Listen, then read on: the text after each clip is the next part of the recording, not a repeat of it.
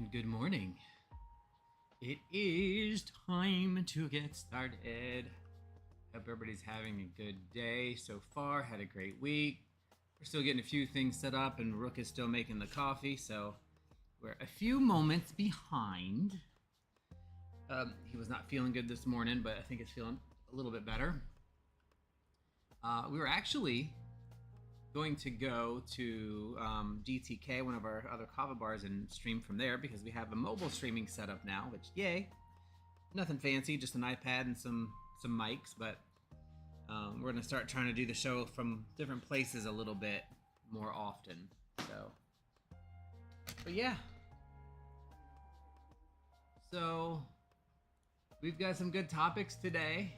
We're going to talk a little bit about always current events, but ego. And I made it ego and enlightenment because, I'm going to turn this down just a hair. Because there's a lot of discussion, or obvious discussion, that enlightenment, whatever that means to you, requires leaving your ego behind. And I don't necessarily believe that, but that is a thing. So, Ma, you can't get up just yet, okay? You gotta give me a minute. I still gotta get my tarot cards. So we wanted to talk about a couple of situations that we have found ourselves in related to ego. And then, have those discussions and then talk a little bit about what does enlightenment even mean, and what is it? And is it a personal thing? Is it a group thing? Is it a world thing?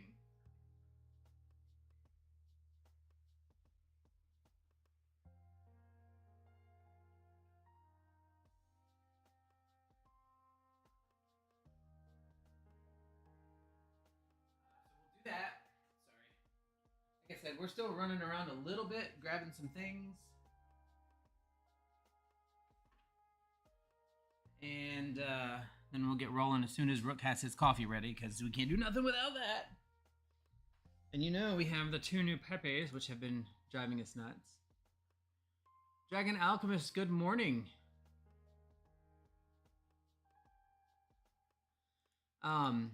At JC, look, so I don't know if it's the same for you guys, but the chat's different. Huh. Oh, interesting. Okay. The chat is different. We did some updates on some things, so I think you guys know that we are streaming on a 10-year-old laptop, not because we don't have another one to do it, but because it works and it's set up. I don't know that I'm ready to go to the gym. I don't think that I have not had good. I'm lying to you guys. That's why I keep stuttering. It's a sign of lying. I've had really good results from the gym a couple years ago when I used to go. It was the best shape I've ever been, and it was really nice and it was fun and I enjoyed it. I do not anymore. I have a really hard time. So yeah. Getting back into the gym has been really difficult. I don't know that I'm going to continue to do it. But I want to start with something outside. Yeah. We have bands, we have jump ropes, and I really enjoy dirt trails and park trails. So I'm hoping Florida has a lot of places to do that in. So I'm hoping to get back into that. That's where we got to start. And we got to get that plan together. But yes, and I see the YouTube is showing the handle now, which I do not recall that going through OBS recently. So, So, we actually do quite a bit of walking, thankfully. Nice. I was a big elliptical person because I'm heavier, so I probably weigh maybe 230, which is a good 60 pounds overweight. And my knees hurt really bad. And I actually enjoy jogging, but I get a lot of pain in my knees. But that's something that, we need to do. But, just getting out and moving extra and changing it up. I think I think what we're going to do is maybe 2 days a week, meet up with a group of friends at a different spot and just, do what will initially start, I think, as walking, but eventually getting up to jogging. I mean, Brad and I, Rook, Brad, whatever, we were doing, at one point, we did 13 miles in a day at the Seashore State Park in Virginia when we lived up there. So, slow jog, medium jog, something like that. But very important to start getting in better shape and eating better because, as we get older, it gets harder. So I would and am, but I don't I don't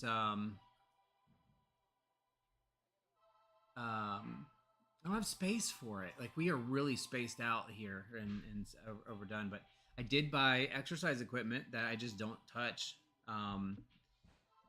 But it's getting a habit, right? We need to get into a habit. And Maeve, I hear you there. I actually, you can't tell it, but there is some muscle under here. I just also like to eat cheese, and a lot of it, unfortunately. But anyway, we'll work on that. I think,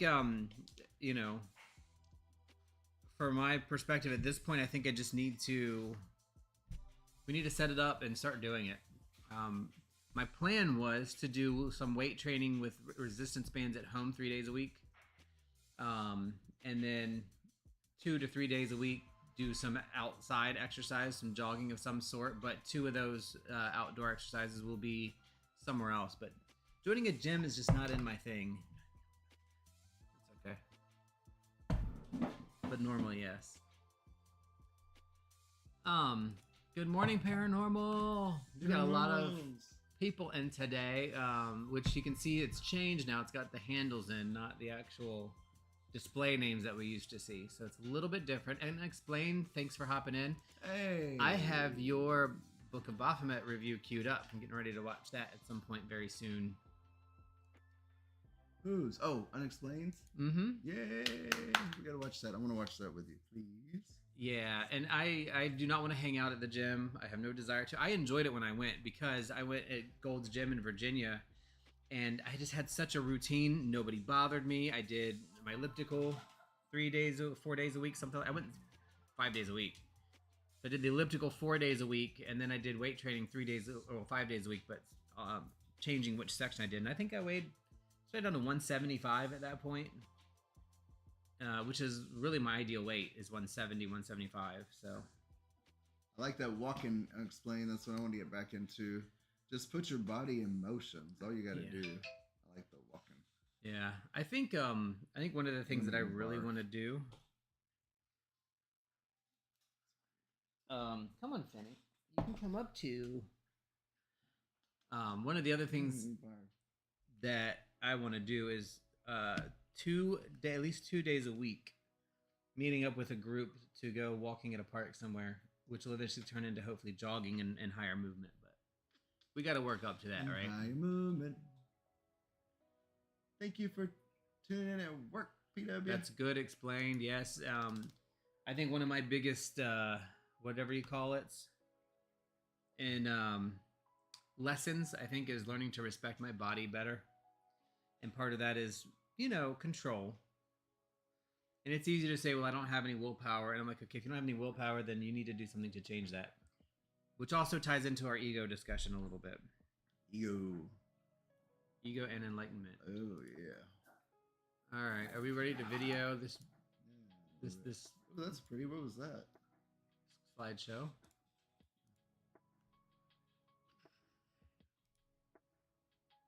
Yeah, so let's do this. Let's do it. We've made some upgrades, so hopefully they help out the system a little bit. There should be some sound going there. Hopefully that's working. I hate jogging. Yeah, and Paranormal, I used to read while I was on the elliptical for 45 minutes and doing HIIT, the high intensity interval training, on the cardio aspect, and I would read books fast that way because I was always in them. I actually love jogging. Like, I like the movement of it, but it just hurts my knees and my boobs jiggle. So I got a compression shirt to kind of help with that. I'm I got a little jiggly up here. I can make cleavage. Yeah, see, watch. Oh, you can't see it because of the tattoo. But yes, they need daily attention. Daily attention. To be maintained. Which I also thought about doing something too, like we did on the board there. That's a training for the running. We need to do that. Yeah, we do. And we'll share that. But it's a marathon prep plan that it's similar to one we did before, and we were running miles before up in Virginia. It works. It does work, and it's not too hard. But no, I think we really need to make a habit list on the door. Like, here's the things that you have to, the top 3 things that you have to do today. And work is not on the list. No. It's play with the puppies. Take care of yourself. I'll say play with yourself. And that exercise. Too is very important. And exercise. Play with yourself is Mystic very Manny, important. good morning. I think. Jiggle physics for all. Jiggle physics, I love it. All right, so we're gonna do our normal. What do we talk about first? We talk about our books, right? Books. Why did I leave my book out there? Well, they know what book I'm reading. I shall go get it. No, let's go get it. Well, I have switched over to the Destiny of Souls. So let me see if I can get this to come in here. Probably not, but I'm gonna back it up so you can see it. That is Destiny of Souls. Michael Newton. Case studies of lives between lives. It's all about near-death experiences. NDEs. The first one, Journey of Souls, I finished recently, and it is really great to kind of give information. But we switched to the second book now, which is in a lot more detail. It's a much bigger book. Second book I'm reading, Human Atmosphere. The Human Atmosphere is all about auras, and this is one of my texts for my class that I'm currently trying to finish, which is Metaphysics, Philosophy, and Advanced Theology, or something like that. And then we're going through the Kabbalion again, so we have a series that's coming out. We've got a couple videos for it. We're going to finish recording all of them first. It's just us talking about the Kabbalion and going back and forth on the 7 principles of Hermeticism from the Kabbalion. To give you guys some insight on what we do with that. So that would be fun. Morning, Bob. Bub. Hi, baby. She's so precious. She loves you. She wants to come to you. No, she doesn't. She is snug as a bug in a rug. And then, of course, I am reading the book that Rook is going to share with you, too. 1 page at a time. 1 page a day, actually. Because it is a lot of intensity. Yes. And I am reading, I'm in my program, I think I talked about last week. Oh, it's Grimoire for the Apprentice Wizard by Oberon Zell Ravenheart, who founded the program, or the school that I'm in. And it is a textbook, so it's not something you just read straight through, but it's very good. It does serve like a very good guide. I'm also reading all these different angles like that. Let Them by Mel Robbins. And there's also a book by Oberon Zell Ravenheart I want to get called Goodbye Jesus, I'm Going Home, that talks about ex-Christians that have come over to paganism. So, well, that sounds good too. Someone, Goodbye Jesus, I'm going home. Someone to get that one. That sounds good. He's very interesting, this Oberon. Yeah. One of the things I really like is just their focus on the positive and the connection of things. And realization that focusing on the positive doesn't mean ignoring the negatives either. It just means trying to transform them. Yes, and I like it. It's all about wizardry, being of service to your communities, and the magic is in there, but it's using that magic to be helpful and useful to others. And that really integrates or resonates with me very well. Although I had some couple experiences that were not positive, but handling of them turned out to be positive. So yeah. We'll talk about that later. Not bouncy, great. man. That really just, I think I've said it before, like when you do tarot and stuff, you're not really keen or out there to like charge stuff. You want to do it as a service to somebody. And I think that's what to me, that's in my way is what my magical practice or contribution would be. Well, is let's to quantify that. be of service. Qualify that, actually, is the word I was looking for.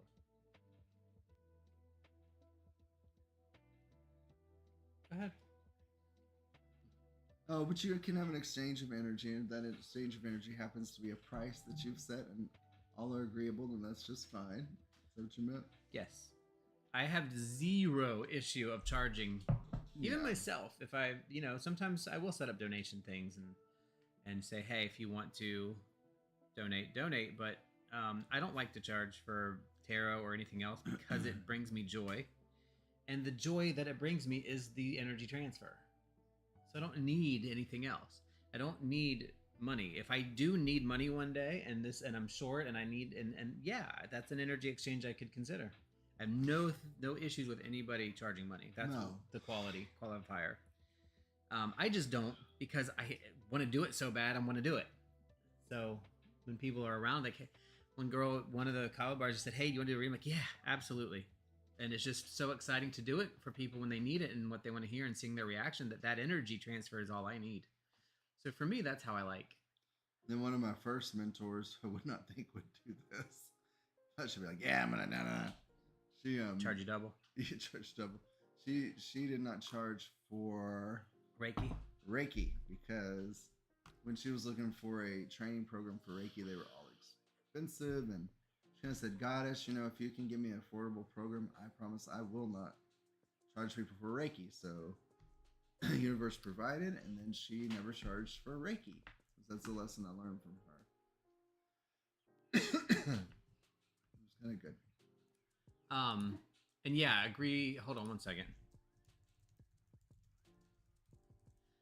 Very, very, very much agree that some people don't have the privilege of not charging. Also, even if they do have the privilege of not charging and they want to charge, I think that is absolutely 100% fine. It's whatever energy exchange works for you.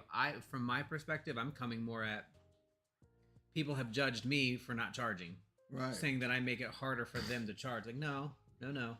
It's just, you have to set your energy price. You have to set your price. And I love that people charge for it, and I think it's valuable, and I think it's worth money. Oh gosh, yeah. I just don't. It's not my day job. It's not the thing that I do. So, but 100%, yeah. Like, I don't have to charge, so I don't. If I needed to, I think I would. Like, yeah, if I didn't have if I lose my job, I'm gonna start charging. Oh yeah. I mean, because that's the energy that I will need. Bob, I was looking up your book here really quick just so I could see it.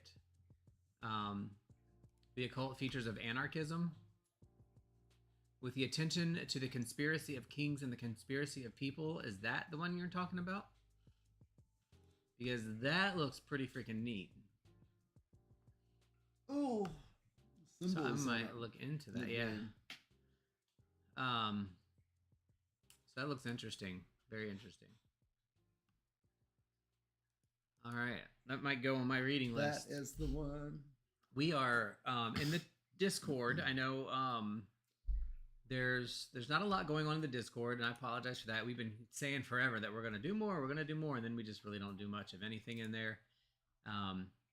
And I need to, because I enjoy seeing the stuff you guys put in there. I just don't really comment sometimes, which is stupid, because, I need to. But we do have a section there called Books Are Alchemy, where you can please share anything about books that you're reading and stuff like that, because we really like to share what we're reading and what books we have. Discord link if you don't have it. But within this, there's been some calls to do a reading challenge, and we've said yeah, but we never really got it going. One of the reasons reading challenges are hard is because people don't always want to read the same thing or at the same pace. So I really want to look at doing a reading challenge that if people are interested, and I would like to see if we could get ourselves all in the same book and just read it very slowly over a long period of time. Where we do, maybe 10 pages a week or something short so that we can talk about small snippets of it and have a good conversation. So if you're interested, let me know. but we want to do it very slow and over a long period of time. We don't want to do like, you have to read this 300-page book by next Friday, because I won't. Because I'm reading a lot of different things. Woo, woo, Dragon can do it next month. So we'll plan on starting one in December, and my thought is it's going to take 3 or 4 months to get through a book. Grimoire for the Apprentice Wizard. So if you have a recommendation for a book, even if you have it, doesn't matter. Just post it in there, say reading challenge recommendation, and then put the book name. And we will see what we can come up with for a reading challenge. So, yeah.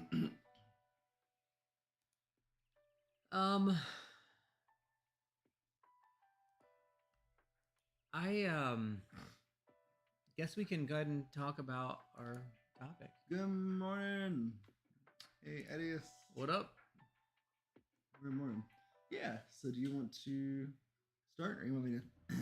I can start. I have an experience about it. Yeah, you have a couple of experiences. The title's a little weird. Ego and enlightenment. Enlightenment is because I wanted to talk about enlightenment. That word is thrown around so much. Are you enlightened? It goes along with woke and all these other things. And energy. That word's thrown around too much. All of those I got things. in trouble for that this week. Well, it's cool. Everything is energy. That's the thing. It is, so you have your own personal thoughts on that, and you know what? Frequency. One thing. Frequency is energy. Literally, wavelengths of light, wavelengths of sound, wavelengths of all your senses, frequencies. I know, I'm just talking about words that are thrown around a lot. I know. Energy. Everything is energy. Everything's energy.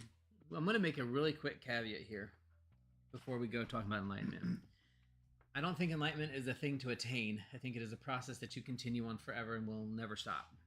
Yes. Maybe in reincarnation, one day you will, but for me, I don't want to be enlightened.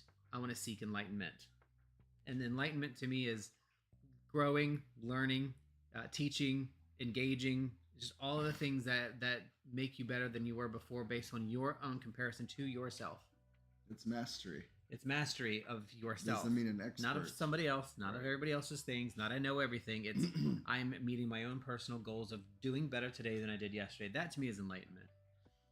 And one thing I want to point out about schools, because I'm in a school that I'm really focused on, you're in a school that you're focused on, and those schools will teach us things.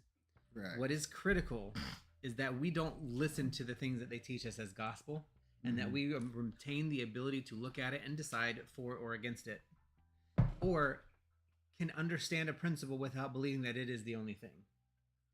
So if I'm in a school and that school gets mad at me about saying energy too much, I'm going to say, fuck off.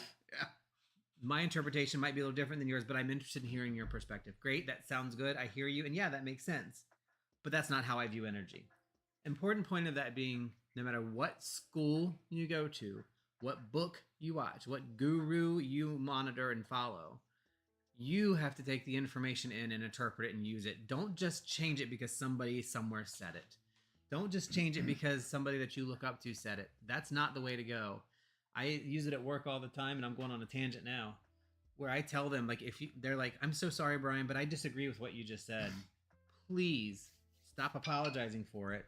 Do it more often. Tell me how you feel. Disagree with me.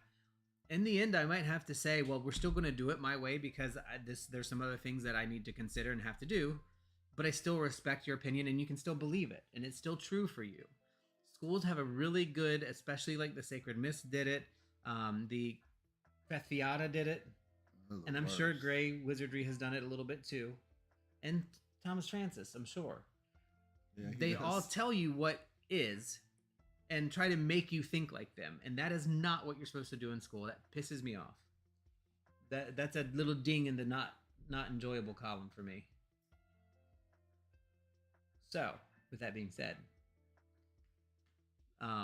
that is a bit of my ego expression.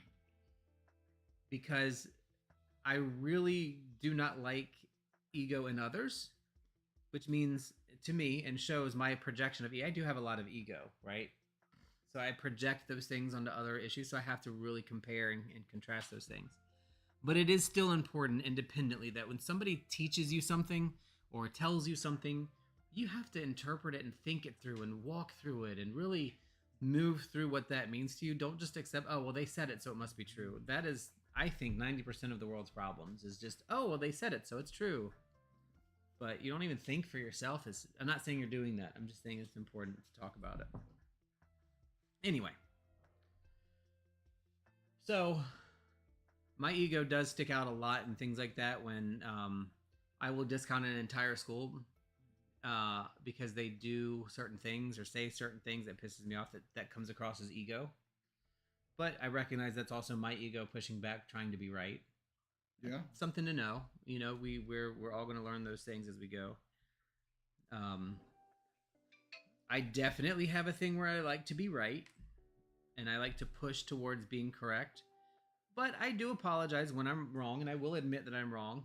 It's hard, but I do it. I never used to. Like, I used to not ever touch it. I would never say, oh, yeah, you know what? You're right about that. As a matter of fact, we were doing something the other day, and I was dead sure. It was Magic, I think. It was somebody. I was dead sure this is... no, it was Bingo. The Bingo reverse play or whatever it was. I was like, oh, no, that's absolutely can't be it. And you're like, it was. I'm like, oh, yeah, shit, I was wrong on that one. And I know it's small, but you have to be willing to let room for being wrong and not be embarrassed for being wrong. I think, and what I've experienced with receiving feedback the last couple of weeks, I think it's tougher when you're open to receiving the feedback. To me, like it'd be different if you're like, oh, I'm averse to it. I'm not listening. That's not right. But when you really take care to listen to it, I think it's tougher to hear it sometimes. Necessary. I'm more open to it now than I used to be, but I still have a hard time being wrong, which is something I've learned to work on, over time. Because I've associated being incorrect with being stupid. Growing up, that's what it was taught to me as. Oh, if you don't know, then you're an idiot. So you have to shake that, because if you don't know, that just means you haven't learned it yet. You don't know. And that's an okay place to be. Yeah. So, yeah. That's ego in a nutshell. And I want to go back real quick to two things. Maeve says egotistical is not ego. It's a mask covering flaws. Yeah. I agree with that. That's actually a better way to explain it, and I should clarify that then. If we're talking about being egotistical about a thing, that's really what I'm doing in those instances. Ego is an important part of the human psyche. It's necessary for self-identification. You know what I mean? And that's what started the conversation topic for me. You have more about it, but for me, it's... You can't... Everybody says, leave your ego at the door, or you got to get rid of your ego. No. You got to know your ego. You got to understand its purpose. I don't think getting rid of it is the thing to do. Changing your egotistical views and discussion points is probably a better way to say it, if I'm understanding your comment correctly. That's what I would take from that. Yeah, and I get it. Some of these schools, they like what are you chewing? Stop it. Guide you on their path, but what is not okay if anybody tells you that what you're doing is wrong. I don't think the word wrong has any place, in my opinion, for magical people. So, had this issue 3 or 4 years ago at that Beth Theata, and then last week had an issue here. So, I'll start this out.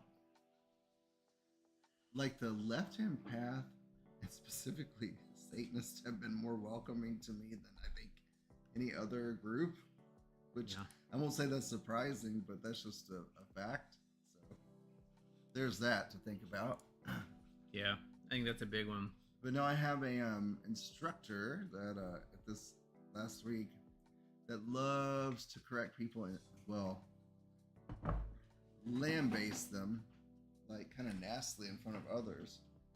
So he did it to me again last week, and I said, I'm out. Like, I signed off the group. And I sent a message to the head of the school and said, look, this is not cool. I feel this person is rude, da-da-da-da. He said, you're not wrong. He's like, take a minute to think. He goes, and write them, communicate that to the person. So I did. I mean, I wrote, I said, I think, I feel like my perception is that you're rude, that you enjoy like being nasty to people in front of others.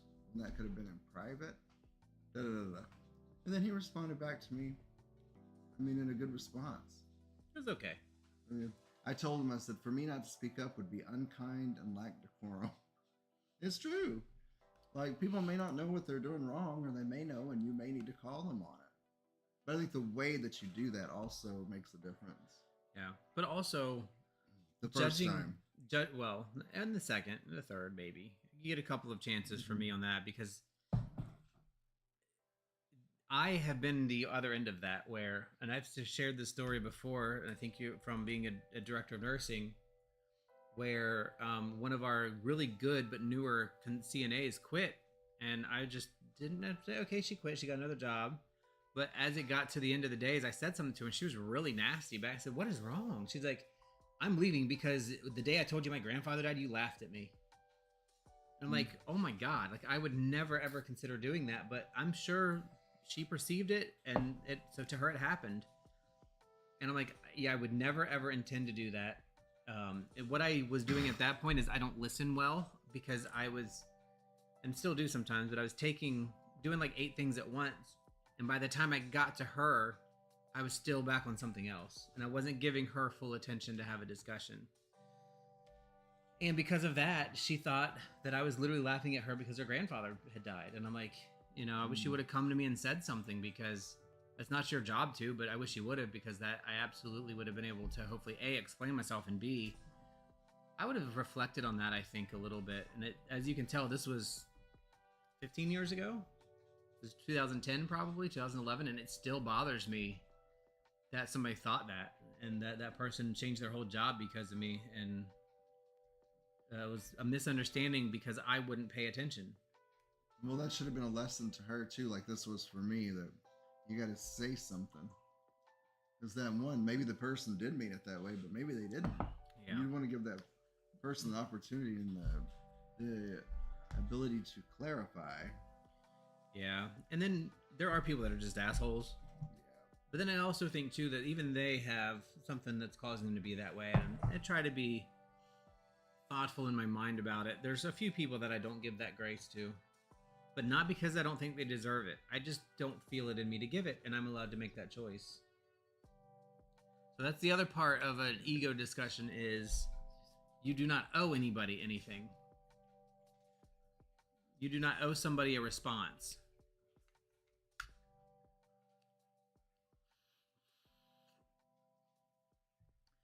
So I think that is, it's kind of a, I don't want to say a catch-22, but it's kind of a situation where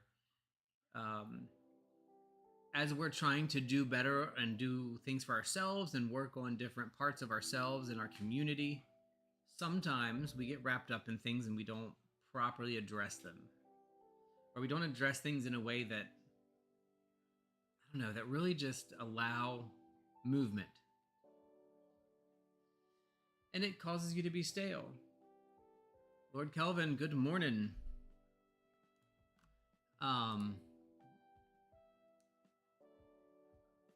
So I think it's really important to kind of understand that that ego is really important to preservation and helps with self-identity, but we can be careful about taking it to the level of being egotistical where you are only looking at things from your point of view and never considering somebody else. Going back to Adius's comment on, when people come at others with the magical schools, have you been through as though they're not able to be a magician without someone else saying they have power? That also bothers me. I don't mind if somebody says, I went to this school and I've learned a lot and I've grown and this is a thing. I think that's pretty cool. But the moment they start saying you can't because you didn't is where I get mad and get angry and frustrated. I think I'm in a school right now that a lot of people call a diploma mill, and I will agree with them. If I don't want to really do the work, I probably could get a PhD on my name for it just because. But I choose to go deep into the subjects and really read them and pull them in and understand them and work them and go outside and do the lesson work. And I think because of that, it's going to make me a stronger person. But it wasn't the school that provided that. It was me doing the work that provided that. And it's just like that with any school. I know some people who have been through the Temple of Witchcraft, which I actually really respect. I don't know a lot about it interiorly, but I know a lot of people that have gone through it. And I actually really find that those people are they're pretty good. Like they're different. What's the word I'm looking for? Really respectful. Like, and it's just the type of people that tend to go to that school. They don't have that ego of, oh well, I did the 8th degree of that. They will tell you, yeah, I did 8 years of it. I did this. I was in this group. But they don't push it out on others. Like, well, you're not because you didn't, or you can't because you didn't. Which is something that I really respect for those individuals that they'll come out like, look, you should try it. It's great. You learn a lot. So the school that I'm currently doing myself, it is a metaphysical school. It is not specific to a practice. Tina. Hi, Dragon Alchemist. Tina has something to say. Spit Hi, it out, Manny. Tina. Mystic Manny. Oh my god, we got to cut these nails in this foot. Right there. Oh, yeah, we do. I love Mystic Manny. I'm scared of cutting her black toenails.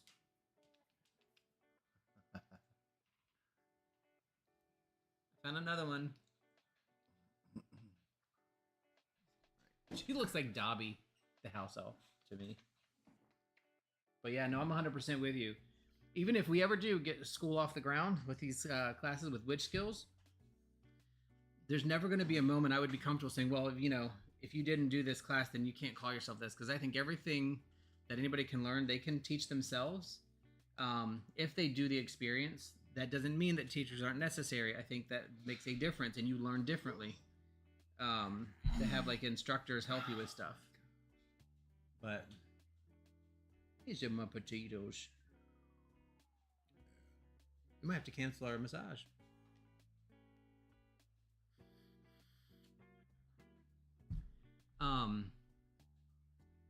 But yeah, so that's kind of where I'm coming from for that.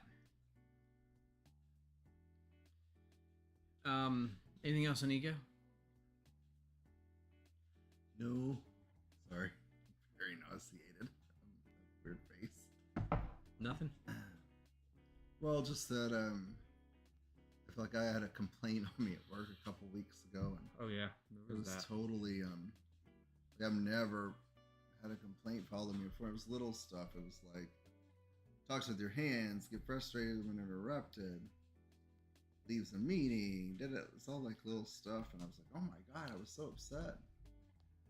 And then but I had to sit back and absorb all of it and process it. And, you know, there were a couple things that I found, you know, hey, it's their perception, so I have to look at it from that standpoint. But there's a couple things I was like, okay, yeah, I can see that. I need to I can make a change on that. But the initial response was like, oh my god, that's crazy. I've never had a complaint on me. I'm still mad about it. Yeah. So I had to look at it from a different way.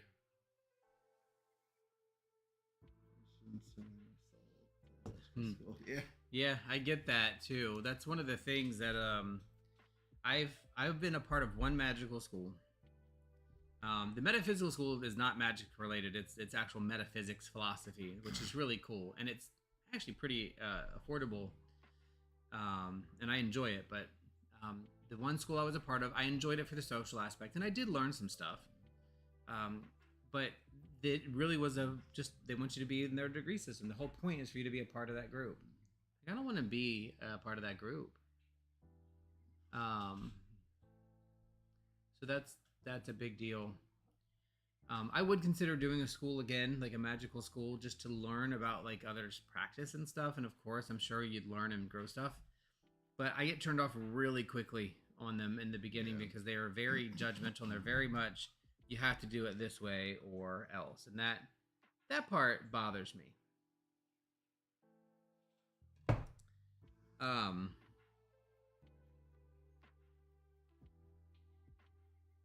don't know why the air is taking so long to hit on. It's gotten hot in here. Okay, it's not just me. No, God, I'm turning it down. 100%. Hey, you know what, Little Tree Sap, I think one thing that would be really neat that I like about the metaphysical school I'm in is there's no, like, it's not a course of study. It's, here's these 50 courses. Pick what you think is interesting. So I've done, metaphysics, just general metaphysics, philosophy, quantum healing, Reiki, even though I've already been certified by two different times, few different programs. I still like to learn about it. Animal communication, paranormal investigation. Like there's all kinds of stuff in there you can kind of pick and It's really cool. and learn. And the thing I do like about a magical school is that you have a potential like for a magical tutor that can kind of give you advice. But I think what would benefit our community, the occult community, better than anything is for us to just, tutor each other. Like nobody is the master and nobody is the subordinate. We all work together to share, which is kind of what we do, right? Just teaching and learning and going through stuff.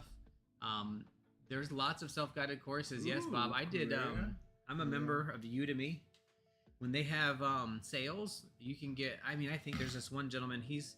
You really have to watch the classes like 5 times, but he does video classes on all kinds of stuff, occult, and his name is James Gilead, and it is very neat to just watch him. He's on Udemy, and when you get a good sale, it's affordable. If it's not on sale, it's ridiculously priced. I like that. I have to look that up. But Udemy is a great place to get all kinds of education and training on. You can do occult. There's classes on Wicca. There's classes on thing. But again, critical component for anybody thinking about doing that. When somebody says something is a certain way, Google the opposite and see what it says. And think about it and process it. Don't just accept everything somebody says as this is the truth. That will set you back further than anything. That's why for me, I've always wanted to teach courses on things, courses on how to process information and think, but never how to do a certain thing. Like I don't like to teach a magical thing. For example, how to do a ritual, specific ritual. I wouldn't mind teaching on how I do rituals. Here's how I do rituals. This is kind of the process I do. But I would never want to teach this is how you have to do a ritual. This is what a ritual should look like. Because that to me is just taking out all of the truth of what it is. That bugs me.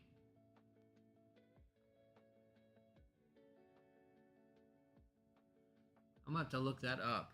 I'm going to look it up right now. Quaria.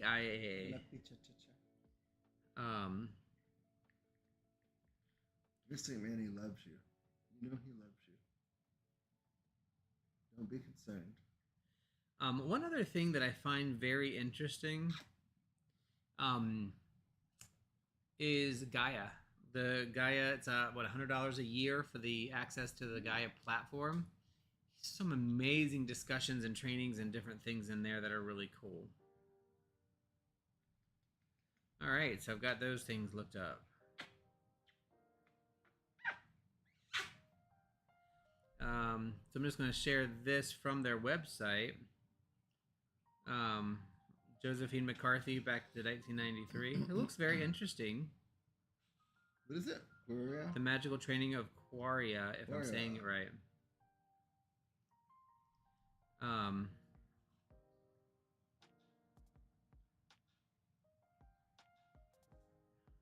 going to look at that. We will check it out. There looks like there's a couple of different volumes.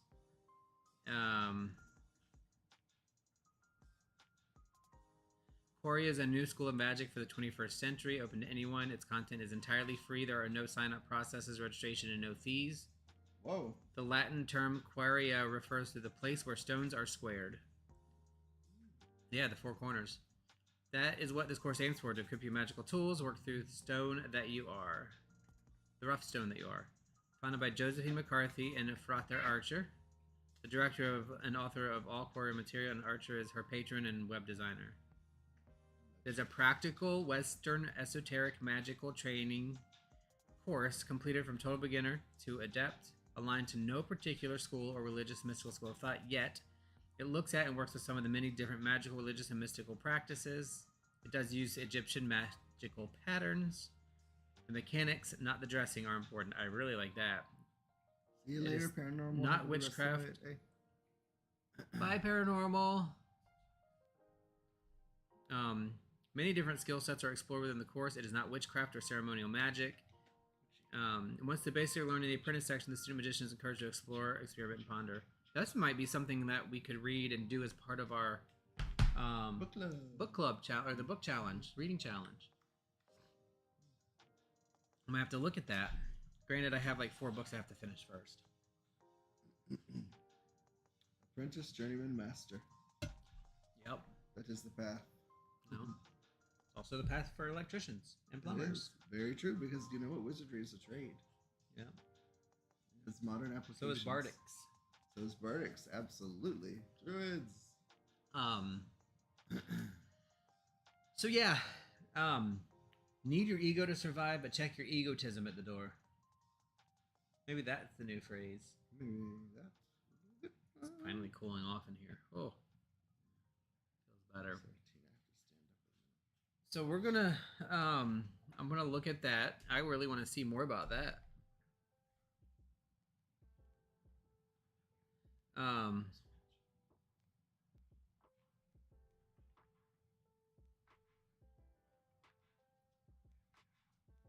It looks like you can buy the books, or oh, you can sponsor them for monthly donation. That's kind of cool. Small amounts. So, anywho, sorry. How many books are there total? Trees app.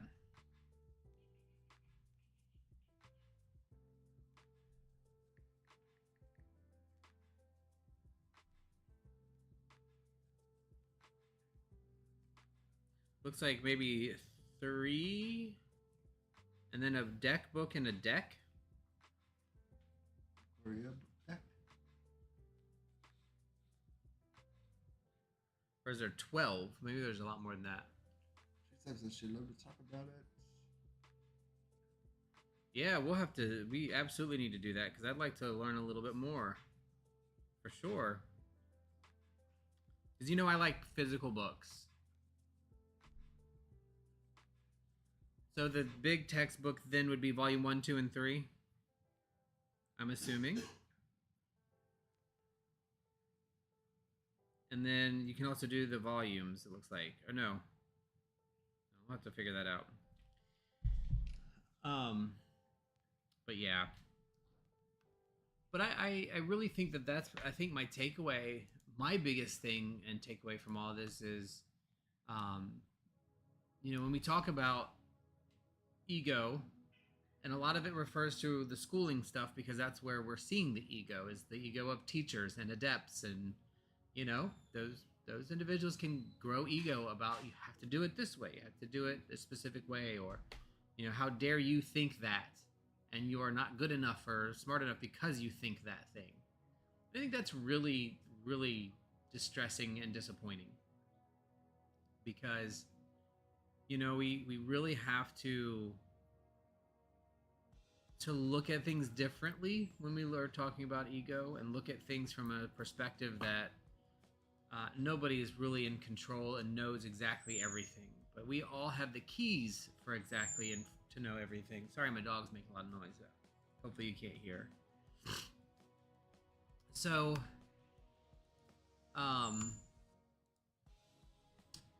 that would be a really neat thing to consider doing whatchamacallit on. I like that idea. We should do that. As soon as Rook gets back, we're going to start reading some cards. So if you would like us to read for you, please put your information in the chat. Automatically, you're going to get a general read unless you say otherwise. But we'll continue the conversation just a little bit. What do you guys think about that as far as ego is concerned, and this need to learn and wanting to learn, and being, I guess, better through learning and schooling, but still having your own content and internal dialogue about stuff? I guess the moral of the story is never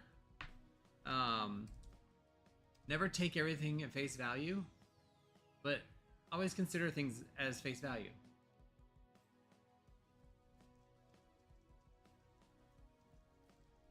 Got you guys. I got NM and I got Alchemist. Manny, thanks for stopping in. I hope you have a wonderful day.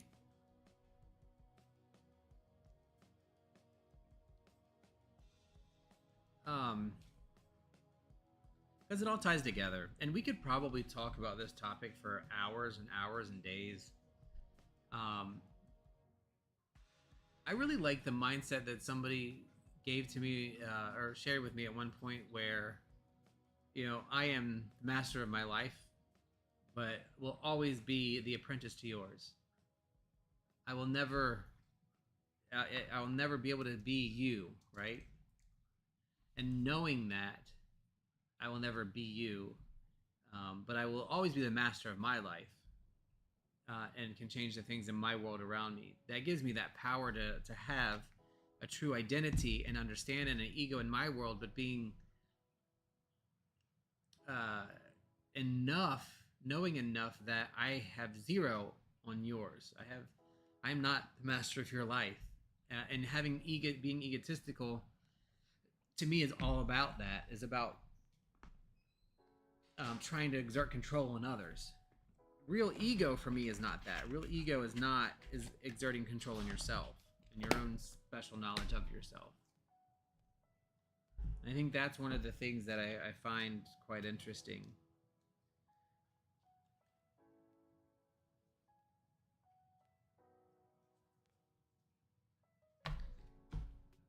So, we'll give him a few minutes, and then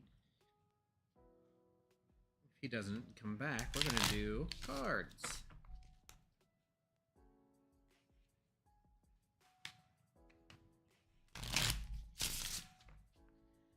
I'm going to read differently today.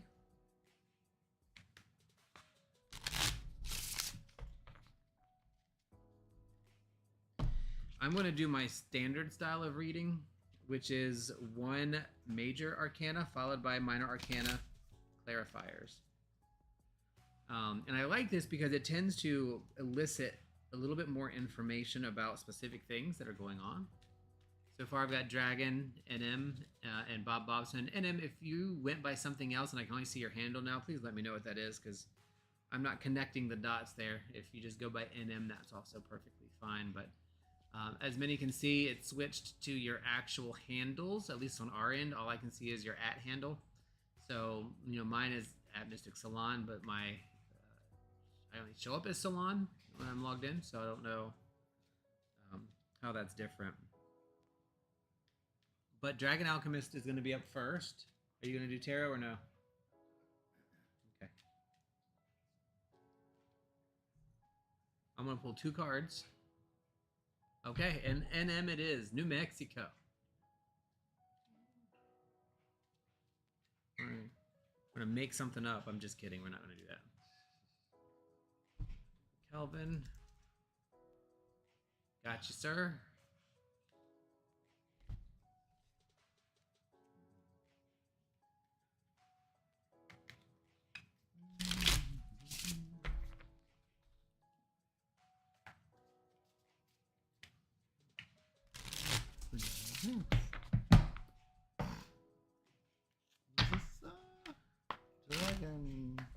Dragon Dancer is up first.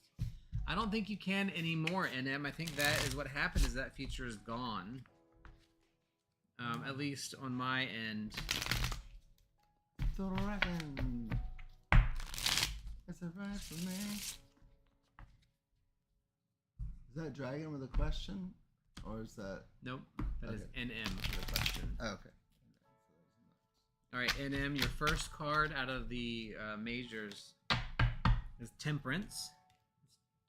Let's transition our screen here a little bit. Now, this is going to be hard to see, I know, because the camera dropped on the floor and it's not doing very well. We got to get a new one. But this is Temperance. Oh, by the way, forgot to share. Did you already do Dragon?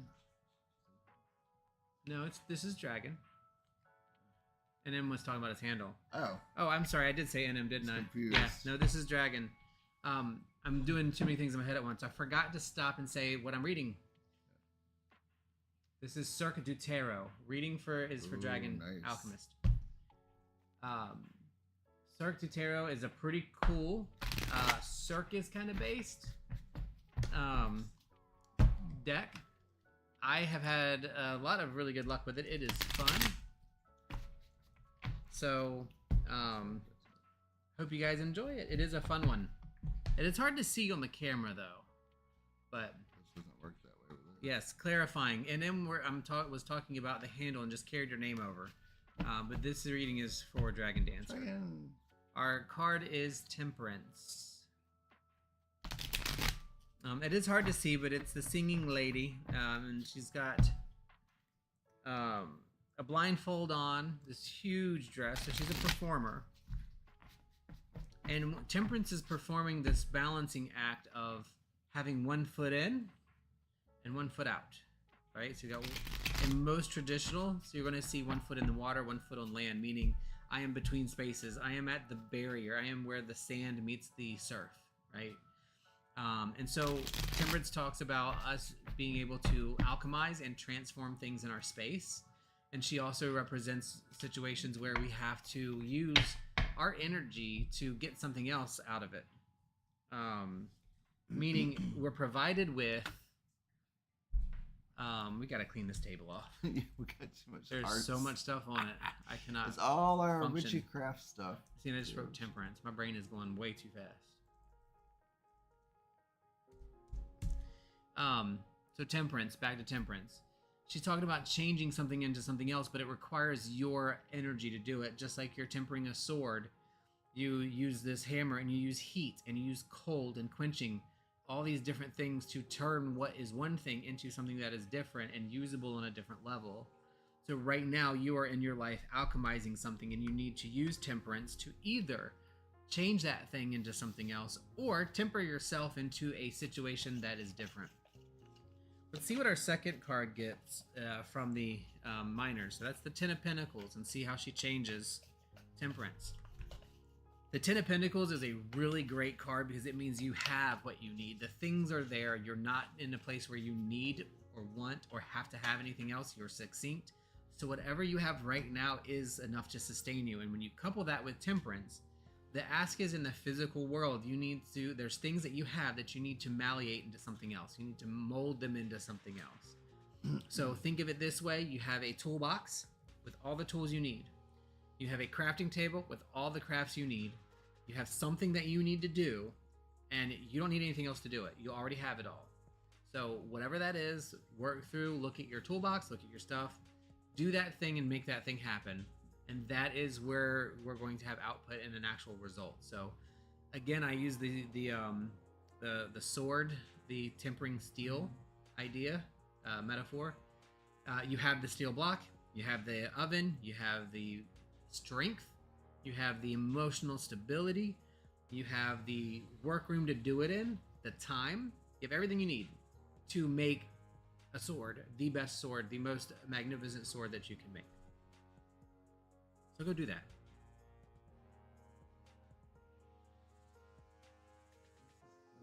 Oh, that looks like sand almost.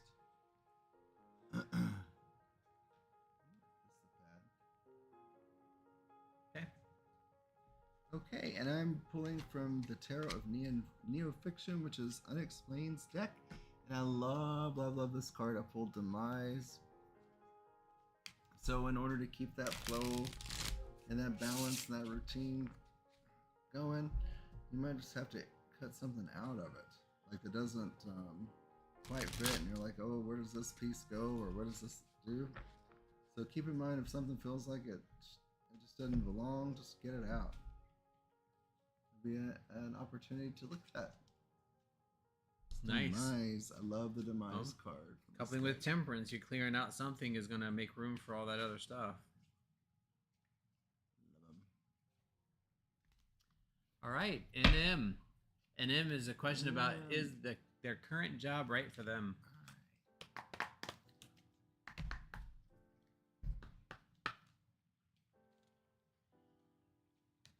NM. Current job. Thank you, Dragon. I'm glad. Glad to hear it. So again, NM, you are up. Let's see what your major card is today. Major. Minor. The Fool. Le Fool. And I know again these are out of focus. This is kind of a crappy camera at the moment. But the Fool is represented here by what looks to be some type of magical rabbit being ridden by the Joker, who's representing the Fool. And in the traditional tarot, you have the generally the Fool who's getting ready to step out. And you have an animal of some sort, usually a dog. The dog usually represents spirit and guidance. One of the cool things about this is this deck does follow some of the Rider-Waite, but offers some additional hints at what it is about. The Fool is never about being stupid or being ignorant. It is about being foolhardy sometimes, though, stepping out into something that's new, getting ready to take on some new situations, some new things in life, some new processes, whatever the case may be. You're getting ready to step out, and it might require you to take a step out not knowing everything that's on the other end. But you have to also recognize that in this little bag you're carrying, you have all you'll ever need. And that little bag and that guidance right there, between those two things, whatever you're doing is going to be fine. So take the step out. Do not be afraid of taking the step out and go on to something that's going to take you to the next place. And then your minor card, the Four of Pentacles, augments the Fool in a little bit of ways, and that is structured stability. When you step out, you need to make sure you have a stage or a platform to step onto, or you could potentially fail. The Four of Pentacles for me is always about a foundational aspect. It is the four corners. It is the house. It is the home. It is the security of the things that keep you comfortable. So you need to step out on this new journey as the Fool, but you need to do so in a contemplative way, meaning you need to think a little bit first. You need to do a little bit of planning. You need to step out onto a planned stage, thinking of this, maybe something you've rehearsed for. So if you feel like something new is happening, or that you're waiting or looking for something new, that is absolutely the case. But it's going to require structure. So how does this read connect to your question? This could mean, in my opinion, these are, to me, positive cards. Not that we have negative and positive cards, but these cards are generally of things that are good and going well. Four of Pentacles is a positive card. It's comfortable. Traditional tarot, it's more about money saving. That's one of the traditional meanings of it. Which would also mean not changing jobs, right? If you want to save money and be a miser, the Four of Pentacles is the miser card, then don't change jobs. It's not really a good idea to change. But the Fool is also saying maybe there's a new position, or maybe you're not in the right position. Maybe you need to look at it in a different way, and maybe there's something else to get to where, but it's not where you're at right now. So my thought process would be, I don't get the feeling that this is a bad spot for you to be right now. I also don't get the idea that this is the perfect job for you, but it might have a perfect role for you at some point. And the Fool is telling me a little bit more that there's a role for you that is now. Like, this is a now reading, so there is a role for you to step into. If this is a new job, which I'm not getting too much that this is a new job, but if it were a new job for you, then yes, hang on to it, keep working through it, because that's your step. If it's somewhere you've been for a while, also going to say hang on a little bit longer, because you need to keep saving money and stay a little stable. But you need to look at a different role, or looking at something different in that perspective. I'm going to give him a minute to come back if he's going to, I don't know if he's going to read or not.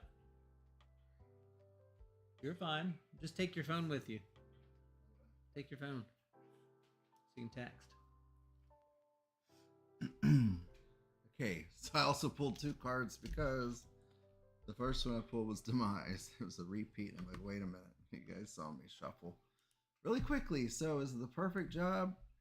Maybe not in the current role, or something needs to be implemented, a new idea. The One of Blades, a new process, a new idea, a new position, a hybrid role, maybe. Mm-hmm. So I don't know about the job, but it definitely seems like something about the role could be changed to be better. Yeah. I'm literally getting, you're not in a bad space for your job, and I don't think you should change it. Let me say it differently. It's not my role to say I don't think you should change it.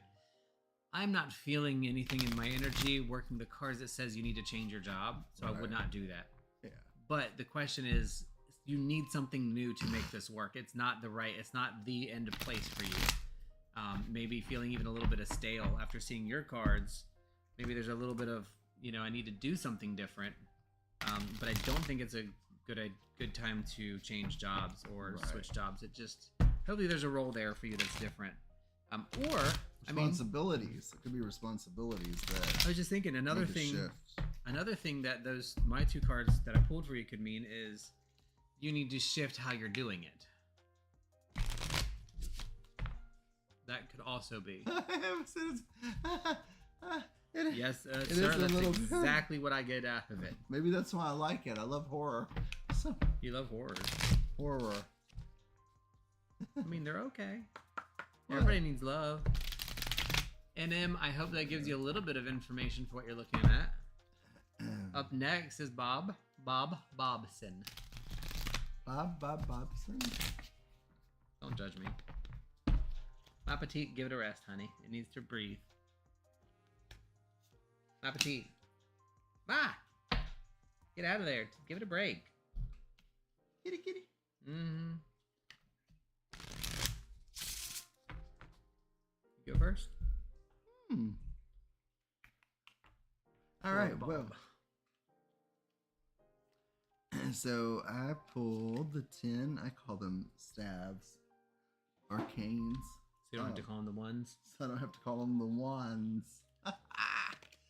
So I just get the sense that this is saying something passion project. I don't really get that it's much about work, but it could be if that's your passion is about to come to completion. The results of your work or efforts are going to come through, and that work could even have been like to coordination, planning, and organization of this. So that's pretty good. Something to look forward to. So a passion or something dear to you, something you've been working on or putting together is coming to a successful resolution soon. And Bob, we're going to add on to that the Hierophant. Hierophant. So I take the Hierophant a little bit differently than some other people do, because it generally represents a situation with formal training, usually religious, but like this formal dogmatic thing. And it could mean 2 things. It could mean we're being too strict about something, or we're being not strict enough, and maybe we need to pay a little bit more attention to the tradition of something. And I'm all about doing things new, right? I think the traditional thing to me is a bit much. I like to know tradition, and I like to kind of understand it and maybe incorporate it, but I like to do it in new ways. And that's how my brain works with the Hierophant. The Hierophant usually means either I am stuck in ways and can't get out of them, or I need to do something new. And in this case, it's something new because after the Hierophant, yes, I agree. You have the Ace of Wands, so back with the Spire card. Ooh, beginning. So I'm going to use this to what's the word? Not mitigate, to enhance the Hierophant's meaning, to clarify it rather, to meaning you need to leave a little bit of something dogmatic behind. There is something that you are just stuck on, and you're like, I won't let it go. This is how it has to be, or you're being too rigid on something. A lot of times this comes up when I'm reading for a parent that is just kind of like mad at their kids because they're doing something and like, they can't do that. This is ridiculous. You have to do it this way. And these are usually adult children. And it's like, no, that's not your place. Let it go. Let them change the tradition. We're coming up on Thanksgiving. Everybody wants Thanksgiving to be done a certain way. And the kids are like, well, we're doing it different this year. We're doing whatever we want to do, and we're doing it different. That's just an example. So maybe look at something you're being very hard-nosed, boxed about, say dogmatic, or something that you're doing, trying to maintain in a box too hard, and you need to let it go, because the Ace of Wands is saying, open up and find the new thing. Like, that is all about, Ace of Wands is all about, give me the new, give me the passion, give me the fire, give me the creation. And that's really what I'm focusing on here with the Hierophant. The Hierophant's like, leave the tradition behind. Let it settle and move into this new thing. I hope that means something to you. That was a very interesting grouping of readings. The Hierophant is very air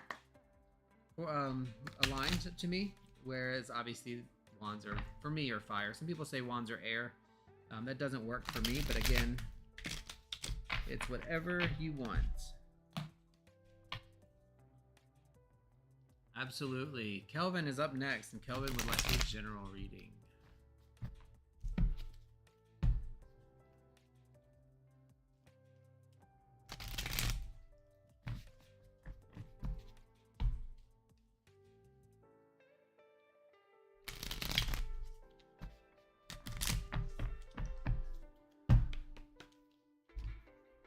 I actually really like these cards.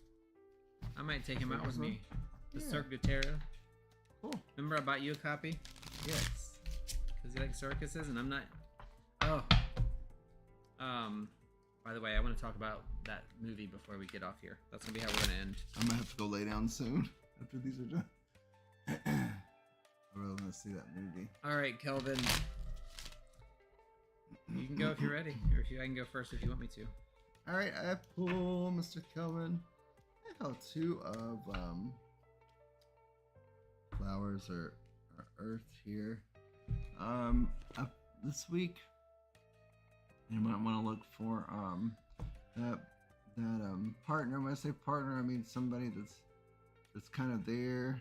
It may be someone you know, somebody you're just interacting with that kind of gives you that balancing out of things, a little earth energy into your life, especially if you become excited or passionate about something, angry.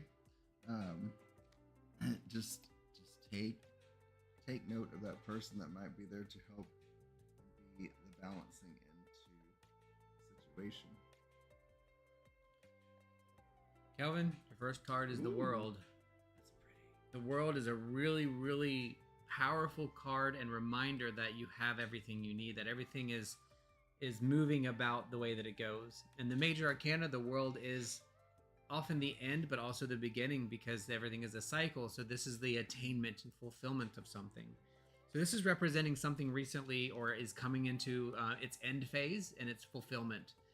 Not always the best thing, but it's a good thing that it is coming, because it's either going to make you feel really good and feel accomplished, or it's going to allow you to move into the next phase of life that you need to move into. So the World is this big over-enveloping, we did it, it's there. But it's mitigated by this 2 of Swords a little bit. And the 2 of Swords is telling us that there's a big decision you're going to have to make before you get to that final stage. So whatever it is, can't tell you what that is without doing a full reading. There's this feeling of getting close to something or nearing something. And there's going to be a decision you have to make in order to finalize it. And there is no wrong decision. Whatever decision you make is going to be the one that you need to make. That's going to be the right one. For some reason, I'm getting that this is related to a living situation or like a physical situation. Having to make this decision about something that's going to potentially change a lot of what you're doing. Oh. So, yeah. Hope that helps a little bit. Kelvin, the World is a great card. Again, making way for new things, but some decisions have to be made first. Thank you, Bob. This is Unexplained Possibilities deck. Yes. Excuse me, Tarot of Neo-Fiction. Yep, that is the Tarot of Neo-Fiction by none other than Melvin the Crimson Taurus. AKA Unexplained Possibilities. I still can't find my copy. Really? Yeah, I need you to help me find it. I will. We're talking with, before we move on to, I forgot who's next. Gina. Before we move on to Gina, we have been asked to get together to try to do a, what do you call it? Like a live fair almost, of like tarot reading and cards and stuff, and just, occultists being together in physical space. And I have never been more excited about something random in my life. And I can't wait to do readings and stuff for that. That'll be fun. But Gina. JC.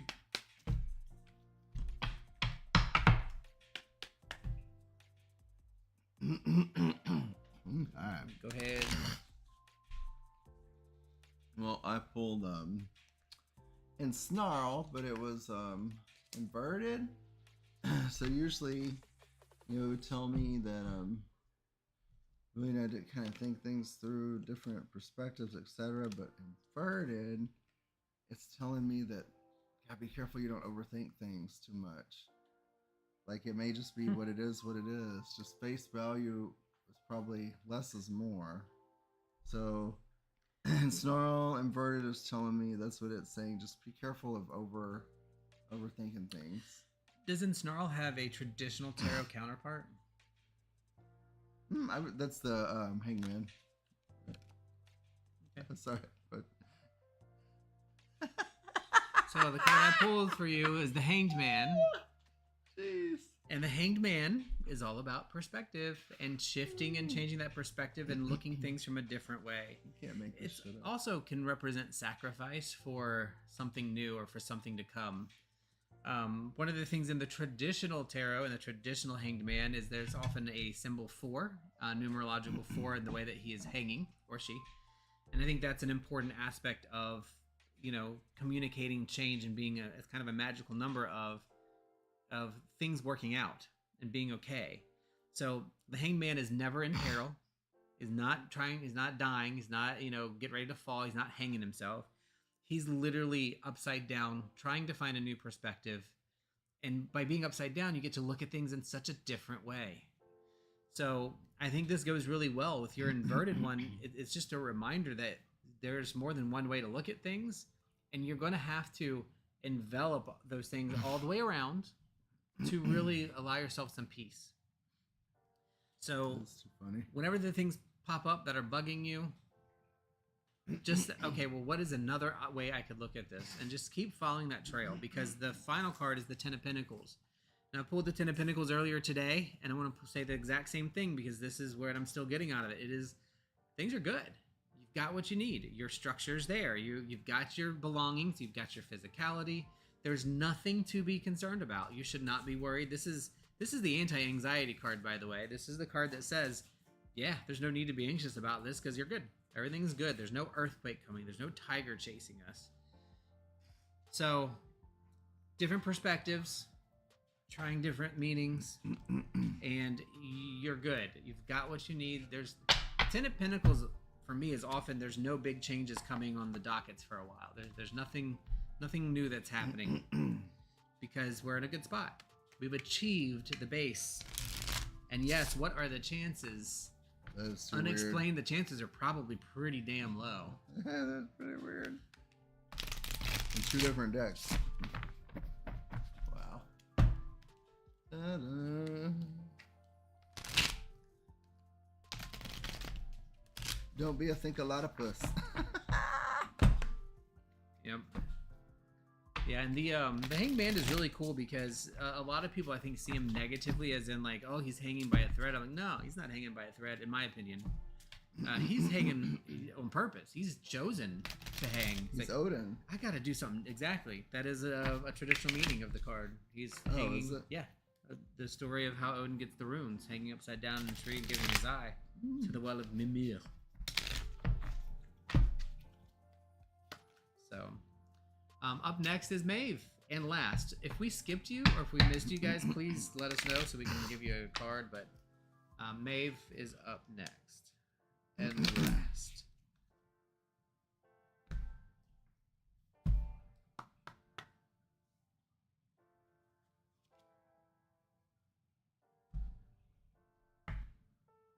Guess I'm going first? Oh, sorry. I'm just looking at my card. That's okay. So I pulled up the 6 of Don't mind. blades. And it just makes me think like there might have been some rough waters or something going on, but